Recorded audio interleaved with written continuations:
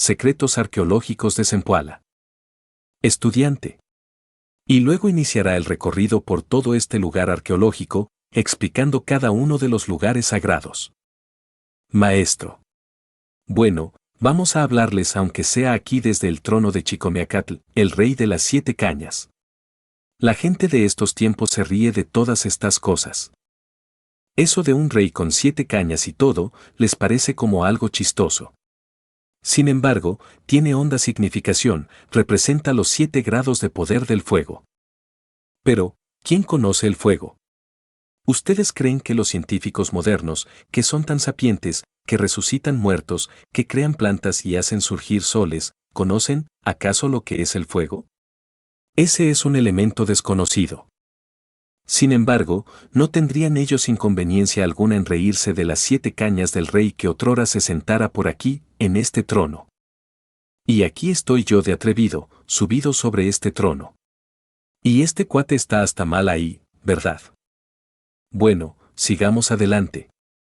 Obviamente, estamos en un lugar, pues, muy sagrado, la tierra bendita de los totonacas. Gentes de los que se dicen fueron los fundadores del Tajín Grande y del Tajín Chico, vale la pena reflexionar. Es que estamos en una ciudad sagrada, mis amigos, bastante sagrada. Claro que las gentes venidas por allá, venidas de los mundos supercivilizados, creerán que nosotros, los mexicanos, somos idólatras.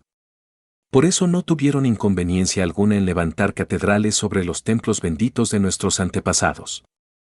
Pero todavía estamos vivos los mexicanos, gracias a Dios, y tenemos mucho que enseñarle al mundo, así es, aunque no lo crean los supercivilizados de otras latitudes. Incuestionablemente hay tradiciones terribles. No hay duda de que los totonacas descendieron de los olmecas, que fueron muy sabios. Ustedes saben lo que fue la cultura olmeca, o tal vez no lo sepan. Y en cuanto a los huastecas, no fueron menos sabios, de esa mezcla resultaron los totonacas. Repito, esta es una ciudad sagrada. Desafortunadamente, también tuvieron que soportar ciertas dictaduras terribles. Un día, esta civilización tuvo que gemir bajo el tacón del poderoso Moctezuma. Allá, desde el Valle de México, Moctezuma, victorioso, mandaba a las tropas y a la gente de esta civilización no le quedó más remedio, mis amigos, que tener que pagarle tributo al poderosísimo gran señor Moctezuma. Esa es la cruda realidad de los hechos. Con la llegada de los españoles por estas tierras, que vinieron a conquistarnos y a civilizarnos, cuando en realidad, de verdad, han debido venir aquí como discípulos, o por lo menos como aprendices de brujos, pero vinieron con esos aires de grandeza a querer supercivilizarnos, entonces este pueblo. Este reino quedó liberado del tributo que habían tenido que pagar al señor Moctezuma. Bueno, por ese lado, les convino, es claro.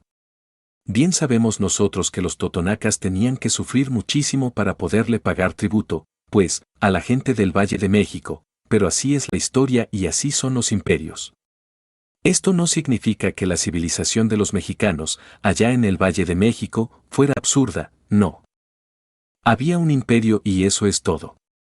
Si ya pasaron la época de los imperios, eso es otra cosa, pero había un imperio, ni modo.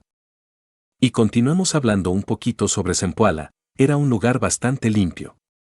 Bueno, todavía se ve limpio por aquí todo esto, por ahí no aparece, por lo menos a simple vista, la basura, todo está aseado. Y aquí existieron sistemas de riego muy bien organizados. Sistemas maravillosos. De manera que sí había adelanto aquí. Yo creo que civilización, propiamente, no es tener cañones para dispararlos contra las multitudes indefensas, eso no es civilización. La civilización, en verdad, es la cultura del ser, los logros del ser. Cuando la ciencia, la filosofía, el arte y la mística se combinan inteligentemente, surge la civilización, eso es obvio. También tenemos que hablar un poquito sobre el dios Tajín, que es un verdadero rompecabezas para todo el mundo. Muchos se reirán, naturalmente, del dios Tajín, y dirán que nosotros los mexicanos adorábamos ídolos, no tienen más que decir, pobrecitos. También podríamos nosotros decirles lo mismo a ellos, pues, bien sabemos cuántas estatuas adornan los templos de las gentes que vinieron de Europa. Pero nosotros no somos así de crueles, preferimos callar, aunque ellos nos tachen de idólatras. ¿Qué le vamos a hacer? Ya sabemos lo que es el mundo, y ni modo. En cuanto al dios Tajín, extraordinario. Se dice que tiene poder sobre el rayo, sobre las aguas, sobre los vientos y que como quiera que quería matar a las gentes con sus terribles rayos, pues, resolvieron por aquí, los habitantes de este lugar, los totonacas, amarrarlo, y que lo ataron con el arco iris. Eso es algo meramente simbólico, mis amigos. Claro, eso lo sabemos. Pero las gentes que interpretan todo a la letra muerta, se ríen de estas cosas. Y Víctor Hugo dijo una frase, un poquito lacerante por cierta: el que ríe de lo que desconoce está en el camino de ser idiota. Bueno, yo trato de no reírme de lo que desconozco. Yo no sé cómo pensarán ustedes. Pero la cruda realidad de los hechos es esa, que al dios Tajín lo amarraron con el arco iris y lo detuvieron por allá en la profundidad del mar. Y la leyenda dice que 12 ancianos están vigilándolo a todas horas, y que el día en que una doncella misteriosa aparezca por ahí, trayendo nada menos que la flor de la vainilla y arrojándola al mar, el dios Tajín resucitará. Maravilloso todo eso. ¿No les parece? Pero si lo interpretamos a la letra muerta, palabra de honor que nos quedaríamos en ayuno, no entenderíamos ni papa. Obviamente, hay que saberlo entender. Pero lo grave es que la gente todo lo entiende a la letra muerta. El dios Tajín, en realidad de verdad, no es otra cosa sino el mismo Prometeo encadenado de los griegos, nuestro propio dios interior. Cada cual carga al dios Tajín allá adentro, en la profundidad de su corazoncito, no hay duda. ¿Qué lanza rayos y centellas contra este triste hormiguero humano? Bueno, eso sí, ni modo, tiene poder sobre el fuego, sobre los aires, sobre las aguas y sobre la tierra. Janirādasa, el famoso filósofo hindú, escribió un libro que titula Dioses encadenados. Dice que dentro de cada uno de nosotros hay un Dios, y esto nos recuerda las palabras de Yeshua ben Pandirá, Jesús, cuando dijo, dioses sois. Nos lo recordó. Así que cada uno de nosotros carga en su interior, dijéramos, al ser y al ser de su ser, que es su Dios. Entonces, ¿por qué reírnos del dios Tajín si está dentro de nosotros mismos? ¿Y en cuanto al arco iris? Bien sabemos que son los colores de la gran obra. Para poder resucitar al dios Tajín, nos toca trabajar con el mercurio de los sabios. Obviamente, esto significa que tenemos que aprender a transmutar la energía creadora. Las gentes entregadas a las lascivias, a los adulterios, a las fornicaciones, no entenderían de esto ni papa. La cruda realidad de los hechos es que en la libido sexual está la clave de todos los poderes y la llave de todos los misterios. Si nosotros aprendemos a transmutar la energía creadora, a sublimarla, como dice Sigmund Freud en su psicoanálisis, llegaríamos a resucitar al dios Tajín dentro de nosotros, porque dentro de nosotros lo cargamos. Esas aguas revoltosas del océano donde sucumbieron tantos piratas, esas aguas del Ponto, están dentro de nosotros mismos. Constituyen eso que se llama, en química oculta, el enseminis, dentro del cual está el ens virtutis del fuego. Estoy hablándoles en términos que para los profanos son incomprensibles. Bien quisiera que todos los que están aquí supieran algo de alquimia, pero como no saben, pues, difícilmente van a entender. Voy a tener que concretarles y hablarles como a los niñitos recién nacidos, decirles que esas aguas son el enseminis, la entidad del semen que está en las glándulas sexuales y que si uno aprende a sublimarlas a través de la música, la poesía, la danza, el verso, etc., se transforma radicalmente. Es una forma de hablarles en serio, como para que entiendan algo, ya que en verdad no pueden entender. En cuanto a los alquimistas, los poquitos que haya por aquí, si alguno entiende de alquimia, no lo sé, pues que en realidad, de verdad, sepan que mediante la transmutación de la libido sexual, es decir, mediante la ciencia transmutatoria de Jesod Mercurio se consigue, ciertamente, hacer renacer en uno al famoso dios Tajín. En cuanto a los 12 ancianos que se dice que lo están cuidando a todas horas, recordemos lo que dice la Pistis Sofía sobre eso. El libro que Jesús de Nazaret escribió en el Monte de los Olivos. Esos 12 ancianos son los 12 apóstoles, las 12 potestades, las 12 potencias zodiacales, 12 partes fundamentales de nuestro propio ser. Dentro de nosotros mismos, aquí y ahora. ¿Qué están vigilándolo? Sí, lo vigilan.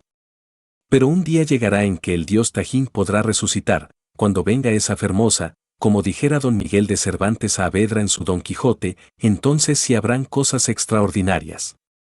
Pero es precisamente con la mujer, mediante el amor, mediante la transmutación de la libido sexual, entre la música, la escultura, la pintura y la belleza, como es posible resucitar al dios Tajín dentro de nosotros mismos. Él tendrá que levantarse de entre ese océano sagrado que cargamos dentro, él tendrá que surgir a la existencia, maravilloso, formidable. Cuando eso sea, nos convertiremos en verdaderos superhombres, en el sentido más completo de la palabra. Así que esa la leyenda del dios Tajín, amarrado el pobre por allá, arrojado al fondo del mar, es profundamente significativa.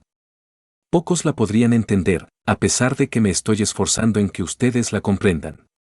No pienso que me están comprendiendo. Pienso que les está quedando por allá adentro en el subconsciente, como gallos de medianoche y silbatos de policía. Pero bueno, algo es algo, ya que no puedo hablarles a ustedes en ese lenguaje macizo, grosero, al cual están acostumbrados algunas personas.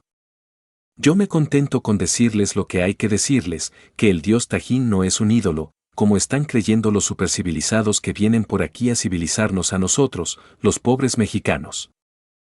En realidad de verdad, que aquí tenemos cultura, y bastante grande, como para darle las clasecitas a los mismísimos profesores que vienen de Europa. Pero eso no lo entienden ellos, ni lo creen ellos. Ellos pueden entender una partida de fútbol, o de béisbol o viajar en un submarino atómico, o algo por el estilo, y en el peor de los casos, lanzar una bomba de neutrones sobre una ciudad indefensa. De eso sí saben ellos. Pero este lenguaje de la sabiduría, este lenguaje esotérico que usamos los mexicanos, esto no lo entienden ni a cañonazos. Así que mis queridos amigos, debemos reflexionar un poquito en el dios Tajín, es una doncella la que tiene que venir a echar esa flor en el mar. La flor de la vainilla que es tan hermosa. Incuestionablemente, cada vez que se trata de develar los misterios del sexo en las escuelas sagradas, se usa alguna flor. Recordemos que en la flor están los estambres y pistilos, es decir, los órganos masculinos y femeninos de la naturaleza y del cosmos, y si se quiere no caer en la vulgaridad, o resultar con crudezas que resultan insoportables, mejor será enseñar con una flor, aunque sea con la flor de la vainilla. La flor representa en sí misma, al logo solar, a nuestro señor Quetzalcóatl. En el mundo europeo, la rosa significa el logos platónico, en el mundo asiático, la flor del loto sobre las aguas de la vida, representa lo mismo que la flor de la vainilla, al logo solar, al ejército de la palabra, al verbo de San Juan. Vean ustedes cuán sabios eran los totonacas con su dios Tajín. Pero lo que estoy diciendo en estos momentos, solamente los totonacas lo entienden. Bueno, vale la pena que ustedes traten de platicar, por ahí, con los totonacas. Y vamos a seguir visitando todo eso que hay por ahí. Gracias, mis amigos, muchas gracias. Aplausos. Estudiante. Ahora nos vamos a dirigir a la pirámide de la diosa de la muerte, que es la primera a su derecha. Por favor, a mi derecha. El VM Samael, para todo nuestro querido público que nos acompaña en este diálogo antropológico, les dará las explicaciones referentes a esta pirámide de la diosa de la muerte. Después nos dirigiremos al conjunto de la Casa de las Águilas, donde están las 3 pirámides, ese será el tercer recorrido.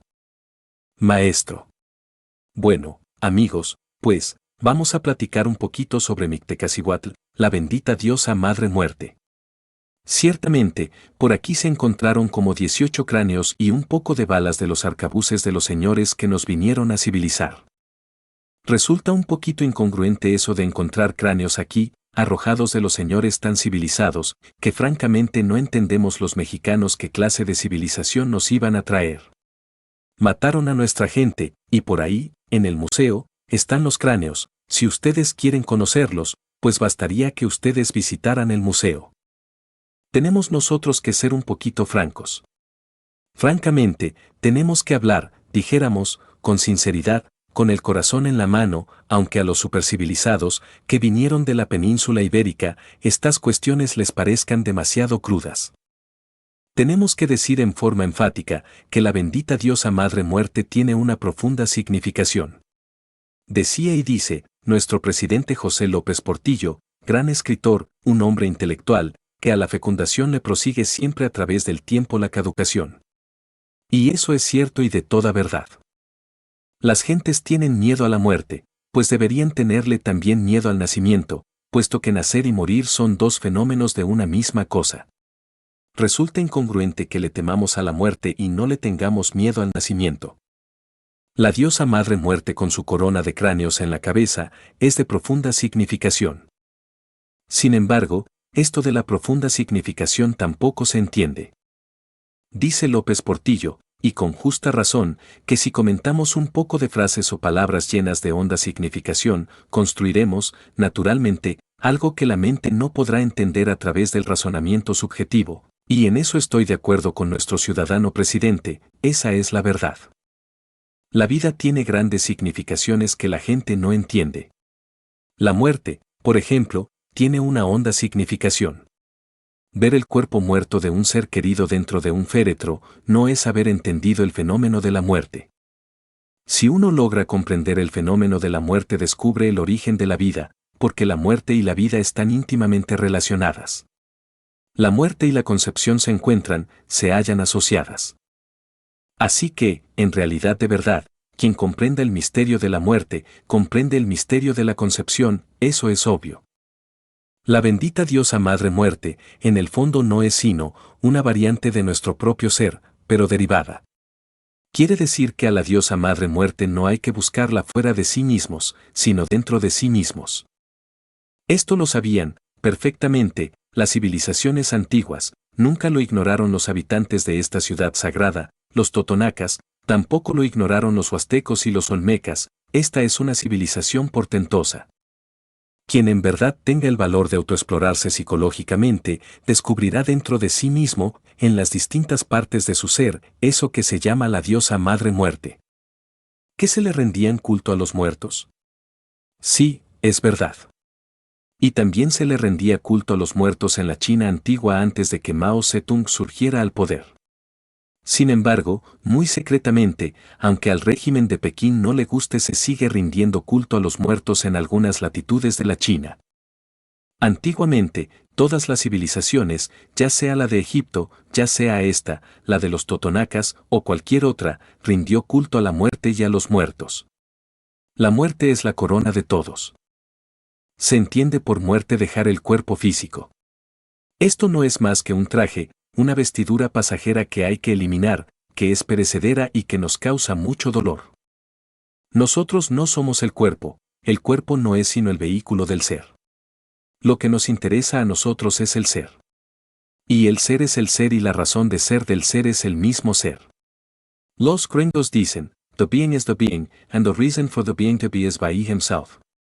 El ser es el ser y la razón de ser del ser es el mismo ser. El ser es inmortal, no ha tenido un principio, no tiene fin. ¿Qué importa que se destruya el cuerpo? Nada. El ser continúa. ¿Quiénes niegan eso? Las gentes degeneradas de este siglo XX, porque los hombres cultos, los hombres que no se han degenerado, jamás negarían esas tremendas realidades. Así, mis queridos amigos, no le teman nunca a la muerte. No se asombren porque en los pueblos antiguos se le rendían culto a la muerte.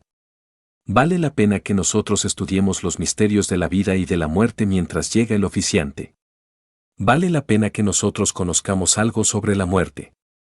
En realidad de verdad, en los instantes en que se acerca la muerte somos asistidos, somos sacados del cuerpo físico y penetramos en los mundos superiores, en las dimensiones superiores de la naturaleza y del cosmos. Decían los nahuas que aquellos que eran perversos en la vida, penetraban incuestionablemente en el Mictlán, es decir, en los mundos infiernos bajo la epidermis de la tierra, entraríamos en las infradimensiones de la naturaleza. Y que aquellos que más o menos llevaban una vida sana, penetraban en el Tlalocan.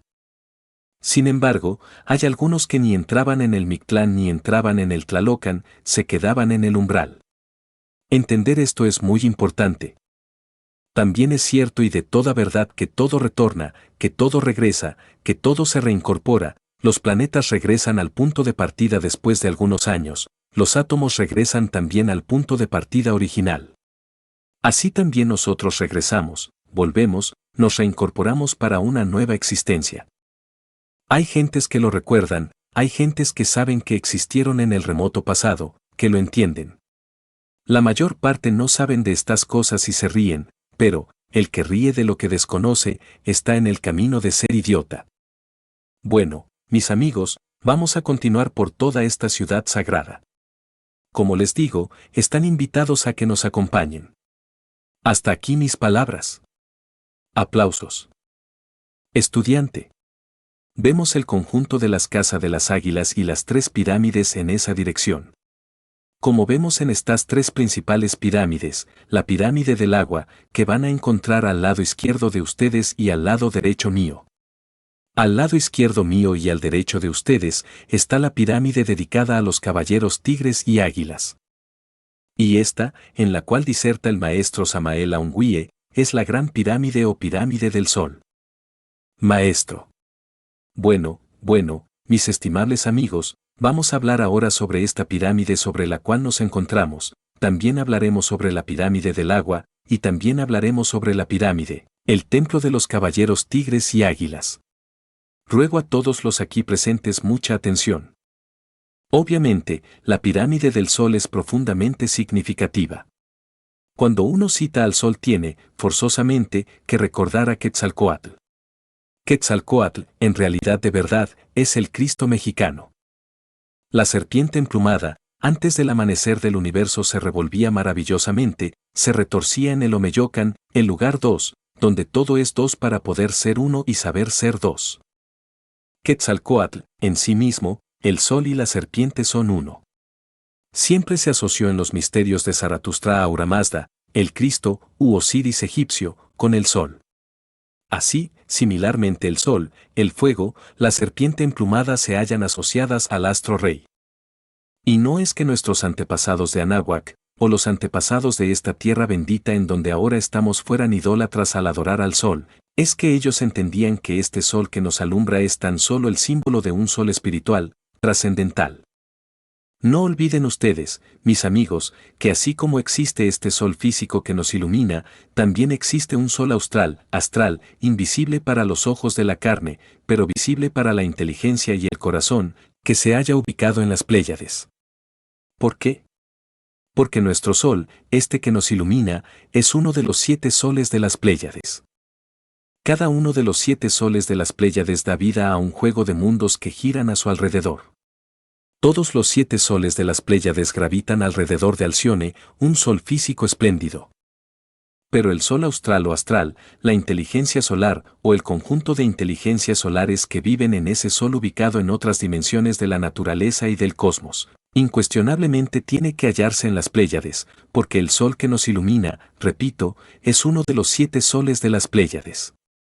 Así que, en realidad de verdad, nosotros, los habitantes del planeta Tierra, somos moradores de los Pléyades, vivimos en un pequeño mundo que gira alrededor del último de soles de las Pléyades. Hay otro sol también formidable, maravilloso, quiero referirme al sol polar. Bien sabemos nosotros que la Vía Láctea con todos sus millones de mundos gira alrededor del sol Sirio. Ciertamente el sol Sirio es un mundo lleno de vida, tiene rica vida mineral, vegetal, animal y humana. Toda la Vía Láctea es espiraloide y gira, pero hay una inteligencia directriz espiritual para la Vía Láctea y es el sol polar divinal, en el que moran genios solares que gobiernan a esta galaxia. Ahora bien, hay que entender que este infinito en el cual vivimos, nos movemos y tenemos nuestro ser, tiene un límite, y más allá de ese límite hay un vacío, y mucho más allá de ese vacío hay otro infinito, y más allá de ese otro infinito hay otro vacío, etc. Infinitos también hay en el microcosmos, uno es el infinito del dedo pulgar y otro es el infinito que cargamos en algún otro dedo o en los pies. Existen muchos infinitos, mis estimables amigos, y eso es necesario que ustedes lo entiendan. Así también, allá arriba hay muchos infinitos y existe una inteligencia superior para gobernar a esos muchos infinitos. Esa inteligencia es el sol central espiritual. Ese sol gobierna a los muchos infinitos, digo, al infinito en el que vivimos, nos movemos y tenemos nuestro ser. Los muchos infinitos existen y cada infinito tiene su sol central. El sol físico que nos ilumina, en verdad, es tan solo uno de los soles o de los tantos soles centrales del inalterable infinito. Así lo comprendieron los antiguos totonacas, y por eso levantaron esta pirámide al sol. Ellos rindieron culto a Quetzalcóatl y al sol sagrado absoluto. Similarmente, todos nosotros debemos imitar a los totonacas y aprender a ver tras de la figura de este sol físico al sol espiritual. Continuando ahora con el templo del agua, con la pirámide del agua, diremos que siempre se adoró a los elementos de la naturaleza. El agua es de profunda significación. Cuando se le rinde culto a la diosa del agua, cuando se le venera, no se refieren los totonacas o los teotihuacanos al agua meramente física, ellos entendieron siempre por agua lo que los sabios alquimistas conocían con el nombre del mercurio de la filosofía secreta. Ese mercurio no es más que el alma metálica del esperma. De esto no saben nada los ignorantes ilustrados. Pero cuando un hombre guarda su energía creadora, cuando no pierde miserablemente el esperma sagrado, cuando lo sublimiza, lo transforma en mercurio, y es precisamente con el mercurio de los sabios con el cual podemos, en verdad, realizar la gran obra y transformarnos en dioses. Desde el punto de vista más sencillo diremos que el mercurio de los sabios es la energía creadora del tercer logos, en nosotros mismos y dentro de nosotros mismos, en nuestras glándulas sexuales, aquí y ahora. Tenemos también aquí, a un lado, el templo de los caballeros tigres y águilas, pero no olviden que el agua es trascendental, importante, que la cruz es profundamente significativa. El lingam vertical dentro del teisformal hace cruz, y cuando se evita derramar el vaso de Hermes Trismegisto, el 3 veces grande dios Ibis de Tot, entonces esas aguas de la vida se convierten en energía creadora. La cruz, el templo del agua, es la Tao egipcia, o la Tao que vemos todavía en algunos templos del Mayab. A un lado, a la derecha de ustedes, izquierda de nosotros, está la pirámide de los caballeros tigres y águilas. Los caballeros tigres eran guerreros en un 100%, pero además conocían los misterios de la gran obra. Sabían que nosotros, cada uno dentro sí mismo tiene un ego animal, compuesto de muchas partes. Ellos vivían en guerra contra sí mismos, contra sus propios defectos psicológicos, no negamos que se preparaban también para las grandes batallas en el mundo de las 3 dimensiones conocidas, pero peleaban muy especialmente contra sus propios defectos, contra sí mismos, eliminaban sus agregados psíquicos, eran formidables. Conocían los estados de jiñas, sabían meterse dentro de la cuarta vertical para darle al cuerpo físico la forma del tigre, así aparecen en un códice de Anáhuac, marchando al templo de Chapultepec en 7 jornadas, al llegar al templo asumían, nuevamente, la figura humana. Esto no lo creerán los intonsos, los dechados de sabiduría, los ignorantes ilustrados, que se sienten los amos de la sabiduría, pero así lo practicaban los caballeros tigres del antiguo México revolucionario y solar. En cuanto a los caballeros águilas, eran verdaderas águilas del espíritu, profundamente sabios, con poderes sobre la naturaleza, sobre el fuego, el aire, las aguas y la tierra. Aquellos que vinieron de remotas latitudes a conquistar a México han debido llegar con humildad a civilizarse, porque aquí tenemos una poderosa civilización. Amigos, quiero que reflexionen ustedes profundamente en estas palabras y que estudien la antropología gnóstica, que beban en la fuente de los conocimientos arcaicos. Aquí tendrán verdaderas sorpresas que no entenderían jamás los materialistas, los enemigos del Eterno. Hasta aquí mis palabras, y continuaremos nuestra excursión. Estudiante. Nos dirigiremos a la parte central de la ciudad sagrada, es decir, al fogón del fuego vivo, el lugar que está con una pequeña cerca, es lugar que explicará a continuación el maestro Samael, el fogón del fuego vivo. Maestro. Bueno, amigos, aquí con estas explicaciones, aunque por allá arriba el astro rey está que quema. Pero no importa, mientras aguantemos aquí estamos, pues. Incuestionablemente, ahí tenemos el famoso fogón del fuego nuevo. Yo creo que ustedes han oído hablar sobre la cuestión esta del cambio de fuegos cada 52 años. Se sabe que cada 52 años los totonacas también, digo también porque otras tribus conservaban la tradición, como los nahuas, los zapotecas, los teotihuacanos, etc., cambiaban el fuego. Comenzaban el fuego cada 52 años, cambiaban el fuego, apagaban el fuego que ardía ahí, en ese fogón, y encendían un fuego nuevo. Era el cambio de fuegos, de acuerdo con el ciclo de los 52 años. Quiero que entiendan que durante esa época se guardaban 5 días de abstención sexual. Era necesario guardar la abstención sexual durante 5 días con el cambio de fuegos. Se apaga la hoguera, el fogón, y se encendía nuevamente el fuego. Este fuego ardía, repito, 52 años. Esta repetición de los 7 fuegos es interesantísimo. En estos momentos nos encontramos en el quinto fuego y está dicho que los hijos del quinto sol perecerían por el fuego y los terremotos. En tiempo arcaicos de nuestro mundo hubieron catástrofes, los hijos del primero sol, se dice, que perecieron tragados por los tigres, los hijos del segundo sol, o sea los hiperbóreos, perecieron arrasados por fuertes huracanes, los hijos del tercer sol, o sea los lémures, perecieron por sol de lluvia de fuego y grandes terremotos. Los hijos del cuarto sol, los atlantes, perecieron tragados por las aguas, somos nosotros, los hijos del quinto sol, los arios. Y dicen los habitantes totonacas que pereceremos por el fuego y los terremotos. Los hijos del sexto sol serán mejores, la resurrección de los dioses, y los hijos del séptimo sol serán muy espirituales.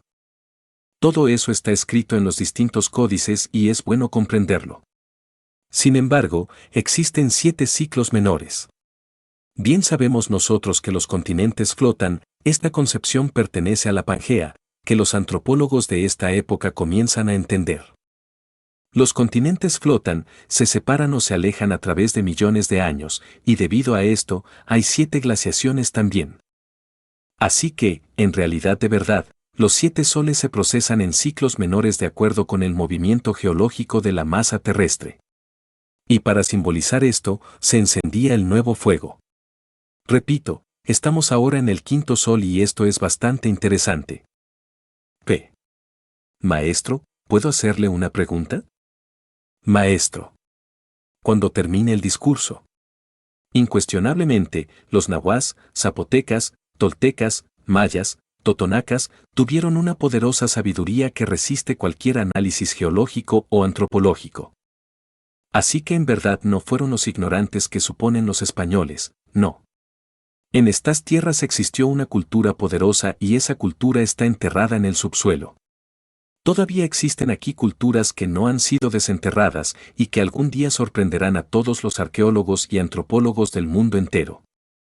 Ahora sí, la dama que me iba a hacer la pregunta, puede hacerla con la más entera libertad. Estudiante.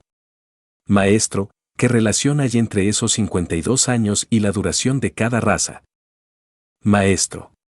Bueno, ya dije que estos son ciclos significativos, que estos 7 ciclos de 52 años son simbólicos, porque la duración de cada raza pertenece a los 7 soles en grande.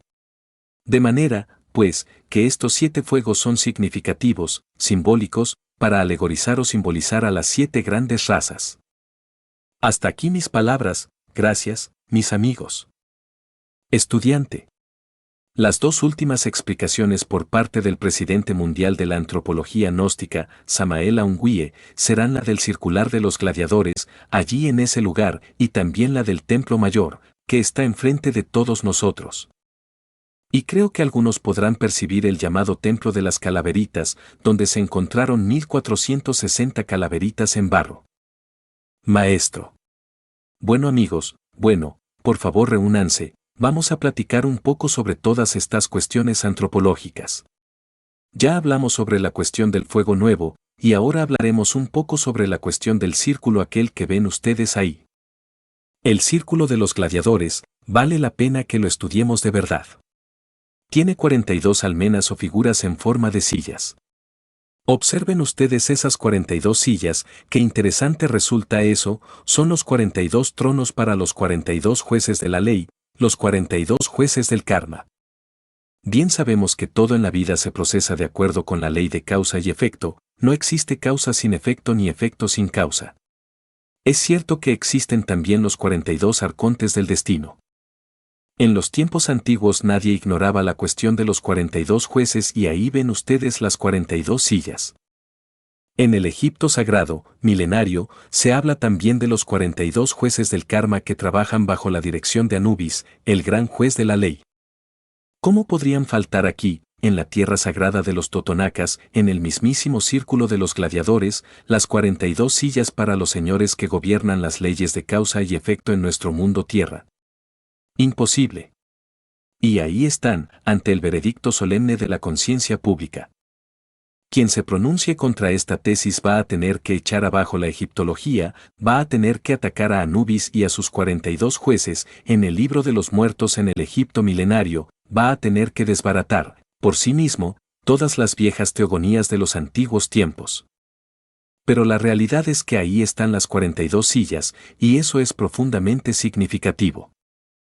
Se nos ha dicho que en este lugar peleaban un esclavo con un anillo de piedra en el tobillo, contra 2 guerreros armados y sin anillos, un pobre esclavo con un anillo de piedra en el tobillo, contra 2 guerreros muy bien armados y que no cargaban con ese anillo, pues parece que la desventaja era perfectamente manifiesta. Pero eran simbólica en un 100%. He ahí las 3 fuerzas, la positiva, la negativa y la neutra. La positiva, incuestionablemente, es la fuerza masculina, la negativa es la fuerza femenina, la neutra es la que las concilia a ambas. De manera pues, que como conciliador, tenía ese esclavo que entendérselas con las fuerzas positiva y negativa de la creación. Donde quiera que haya una creación existen 3 fuerzas, la positiva, la negativa y la neutra. Si esas 3 fuerzas fluyen en direcciones opuestas no puede haber creación, pero cuando coinciden en un punto dado, se realiza una creación. Tenía que representarse en alguna forma esta cuestión, aunque fuera a través de los gladiadores, aunque fuera con el pobre esclavo, ahí, sirviendo de fuerza neutra y con un anillo de piedra en el tobillo, peleando contra 2 guerreros armados hasta los dientes. De alguna forma había que representar esto. Bien sabemos que la fuerza neutra es la fuerza conciliadora de los opuestos. El hombre que aprende a manejar la tercera fuerza domina el mundo. Aquellos que trabajan en forma unilateral, que se cargan únicamente hacia el platillo derecho de la balanza o hacia el platillo izquierdo, son víctimas de las circunstancias. Pero quien se coloca, precisamente en el centro de la balanza, domina el universo. Tenían que manifestarse las 3 fuerzas ahí mismo en el círculo de la justicia, ahí no podía ser en otra parte, como para decir que todo se procesa de acuerdo con la ley, de acuerdo con las leyes de causa y efecto. A la izquierda tienen ustedes el templo de las chimeneas, ahí se colocaban sacerdotes para observar el sacrificio. Estamos aquí parados sobre la piedra del sacrificio. Algunos españoles horrorizados decían que nosotros por aquí andábamos quemando a la gente viva, o matando gente por montones, nosotros no somos inquisidores ni nada por el estilo. Existía sí, la pena de muerte, desgraciadamente, pero solamente se le aplicaba a los reos, a los asesinos, a los perversos, y los jueces tenían que contemplar desde ahí, desde el templo de las chimeneas, a los condenados a muerte. Estos, aquí, sobre la piedra del sacrificio eran ajusticiados con el cuchillo de pedernal. Así, mis queridos amigos, estamos asistiendo a algo muy interesante. Por último, tenemos aquí atrás al templo mayor. Todos los dioses santos eran venerados en esa pirámide, en ese templo mayor, ahí se reunían a veces, o en forma periódica los sacerdotes de todos los dioses santos. Pero Hernán Cortés irrumpió por aquí y mató a todos los sacerdotes de los dioses. Quería Hernán Cortés imponernos a la brava la religión que traían de por allá los españoles. Si aquí tenemos nuestra religión y nuestras religiones, nuestros cultos y nuestros dioses, ¿por qué tenían que venir a molestarnos? Me parece que debe haber respeto a todos los cultos, y que los mexicanos tenemos derecho a que se nos respete. La sabiduría antigua está aquí en los códices, en las pirámides, en los templos. Hernán Cortés odiaba a los sacerdotes que ministraban su religión en nombre de sus dioses, mas en verdad, tengo que decirles a ustedes amigos que aún los mismísimos españoles siguen adorando a los dioses, porque, ¿qué cosas son los ángeles, los arcángeles, los principados, las potestades, las virtudes, los tronos, etcétera, de la religión cristiana? Son los mismos dioses de México. Entonces, ¿por qué se nos califica de idólatras y de herejes y no sé qué más? Aquí, desde esta tierra sagrada seguiremos rindiendo culto a los dioses, cueste lo que cueste, aunque nos califiquen de idólatras. Estamos con la sabiduría de nuestros antepasados. Hasta aquí mis palabras, mis estimables amigos.